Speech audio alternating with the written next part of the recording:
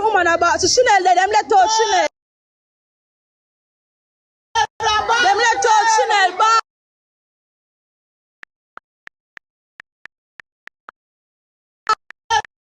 them let out Chanel, ball, oh God. Yeah, oh God. Yeah, oh God.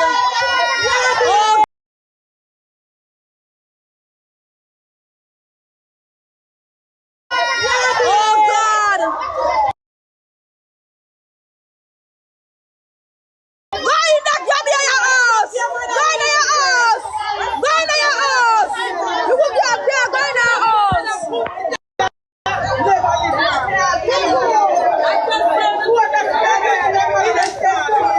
The little girl see her there, she can't go in her house! She can't go in her house! Them a tell her to come out! Welcome to True Jamaica Buzz, news and entertainment with a buzz. The video that you just saw recently is of an atypical operation that is carried out by the JCF, JDF, Constabulary Force, Jamaica Defence Force military operation. Looking for wanted men. Don't know if there was reasonable suspicion. Don't know if they went on a warrant of death. However, the end product is always the same. They have changed the protocol, and I told you maybe last year that, listen, things have drastically changed for the worse. If you are the gunman, if you are the Don, if you are the killer, if you are the chopper. But on the opposite side of the spectrum, for decent law-abiding citizens, it is for the better. However, what we've always noticed is that whenever the police take out these people, the people them always say is a good youth. Him never do nothing wrong, is a choir boy. Him record clean like Jesus police record. But when you actually check the physical record, the court documentation, police warrant, this man is wanted for all sorts of atrocities. Not to say that that is the case. In this case, I just attack in a general because, of course, I don't know everybody's circumstance. But what I do know, like I told you before, since the new implementation of this new Commissioner of Police, Dr. Blake, we see that they are not playing. And we saw that the Security or Justice Minister, Dr. Horace Chang, say, no, there is no sorts of death squad. However, if the warrant is signed for you, and if when they go for you, you will pop off, or even if you don't pop off, the police is going to pop off on you. And if you don't have a toll, one will be conveniently given to you. People, is this right? If it is an innocent person, no. However, if them go for somebody and they know without a shadow of a doubt that that person is indeed a criminal element, that person needs to go ASAP, as in yesterday, last week, last year. Now, if we rewind a couple of days ago, on or about the 22nd of February, I think that is Monday, don't quote me, a man known as Stedman in the street, Shane Richards, bulging, picture on the screen as I speak. Based on the police record, he is from a place known as Jerusalem Mountain. However, he was by his girlfriend's house that lives in Geneva when the police went for him on a warrant of death. And that warrant was executed properly. EXECUTED being the operative word. Now, people, there's a picture. This is the picture right here. If you look at the picture, you will see that this young man is posing with what seems to be an assault rifle. Is it an assault rifle or is it a prop gun? Either way, it does not make a difference. The JCF and Special Operations are going to be very curious. They're going to want to know where you get that gun there from, Daddy. Where is that gun and what was this gun used for? Especially if you have a criminal record as this man did, as in a couple of pie, as in a couple of murders, as in the infamous video that was circulating all over social media in a grill when CTAC special operation went for a couple of men that it is said was going on a robbery scheme of some sorts of beryllium van. Obviously, 5 or 4 of them did not make it. It is said that Stedman was one of those persons that got away. Now, people, when you look at the picture, you see this man with a gun. When you check his record, based on what the police said, if what the police is saying is true, he has criminal intentions. He has a history of criminality. However, when I heard the video that is also accompanying this picture is from Popeye Newslink, give credit where credit is due. However, I got a video from several sources and people. If you listen to the video and if you watch the video intensely, you would see that there is something questionable about the police's version of the story. So people, I want you to take a listen, take a look to this actual video, and then I'll give my piece.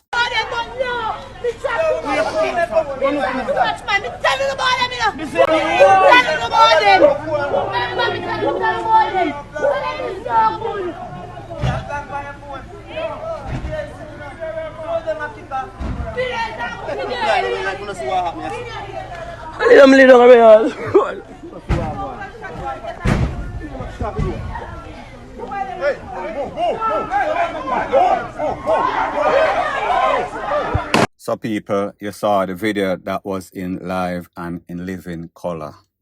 And while it might not be the greatest video since the beginning of man, you could clearly see, you could clearly hear.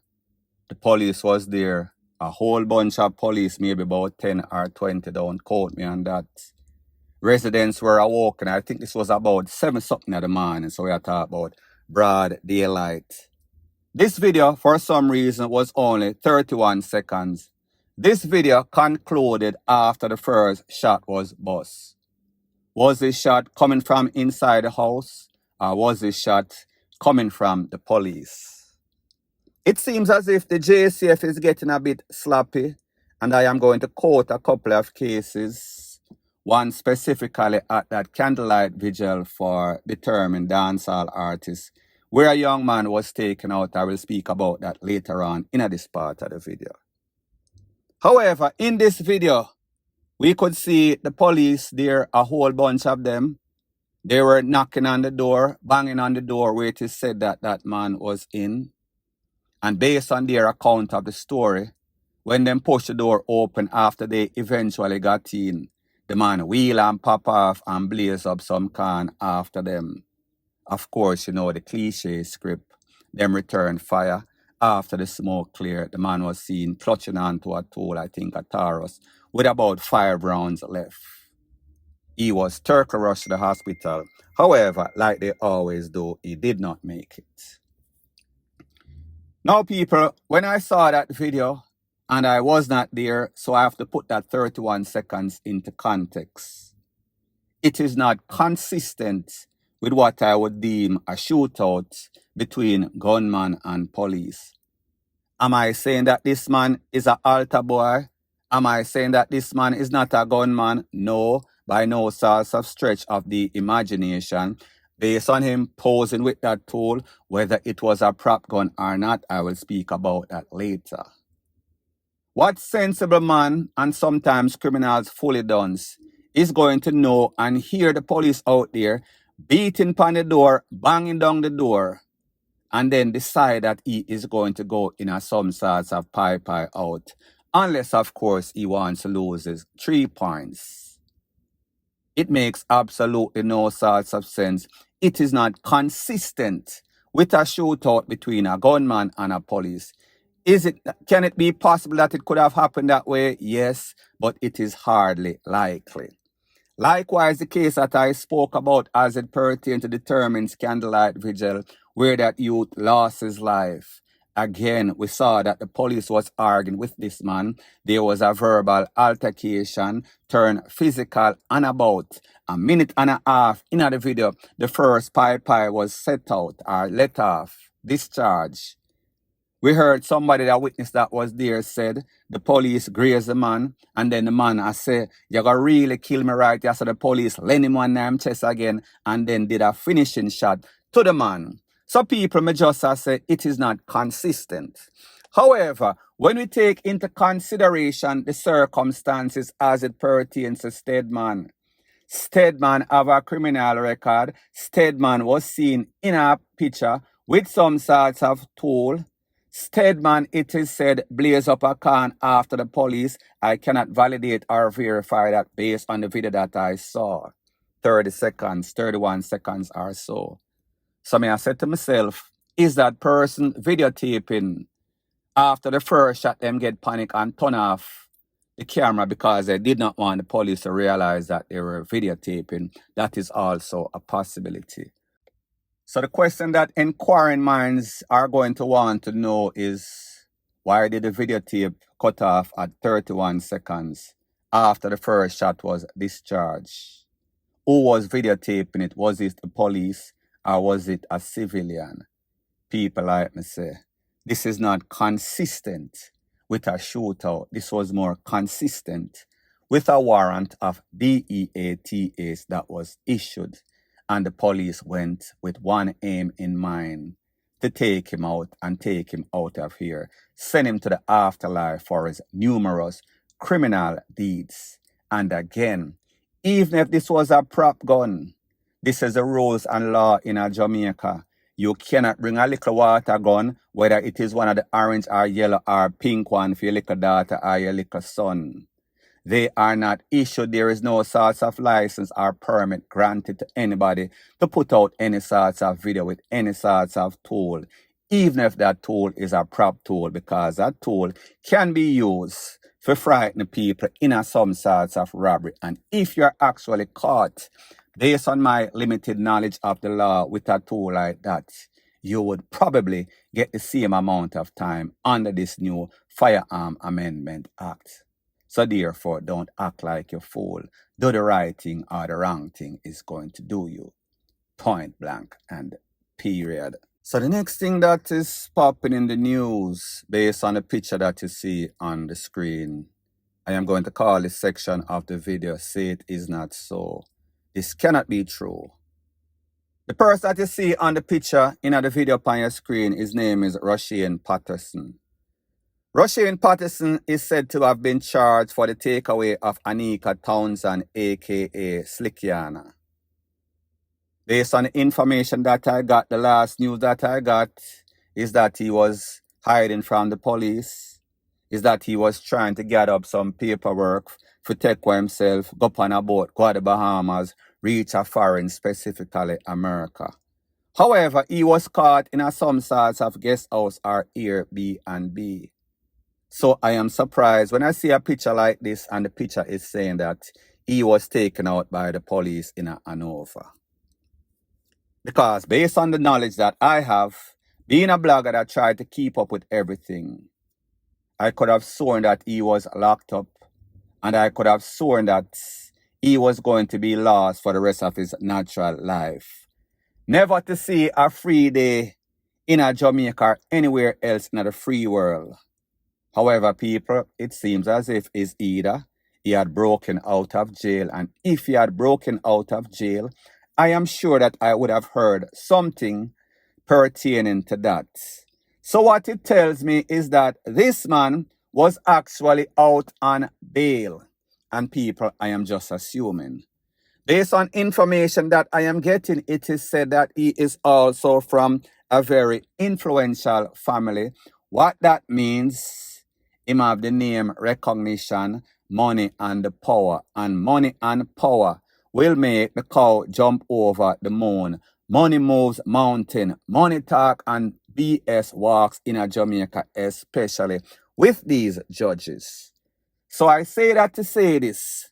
For a man that was responsible or charged, suspect, worse, person of interest at best, to be granted bail for such a brutal crime, for such a high-profile crime, me have to ask myself the question, what could this man have done? I spoke about a story wherein A taxi driver from Westmoreland took out at least 5 people in an accident that he was responsible for. He was given 18 months concurrent. That means that them are run together for each person, and a maximum of 500,000 to pay to each person. However, that sentence was deferred, meaning that it was suspended, and his license was suspended for 3 years. This is even worse than that, because this man is responsible for a cold-blooded takeaway. The last one was negligence, call it negligent homicide. However, this man is a brutal killer. This man orchestrated, premeditated, take away this young lady's life. But it seems as if her life is not worth anything like a lot of lives in Jamaica. So the question I have to ask is this: what type of mindsets, what type of decision, who came up with these decisions? The prosecution, the DPP really signed off of this person getting bail, or was it some sort of negotiation that was done under the table upon the black market, wherein in family tip off the police, tip off the judge, tip off the prosecution, tip off everybody and let him out? Better question is that, how did they just decide to go for him? Did he escape? What was the circumstance that lead to him being free? Like I said, people, this is breaking news. As soon as I get some more pertinent information as to how this even happened, it is not even possible. I thought that it was a joke until I start getting it from several persons and realize that it was coming from the Gleaner or one of those reputable news media. People, this sucks. Jamaica is really a kangaroo court. Jamaica is really a joke when it comes to justice. No justice for the poor. Point blank and period. So anyways, people, thanks once again for checking out my video. If you appreciate videos like these, please show your appreciation by liking, commenting, sharing, and subscribing to my channel. That is how YouTube promotes videos like these to like-minded, sensible persons like yourself. Bless up.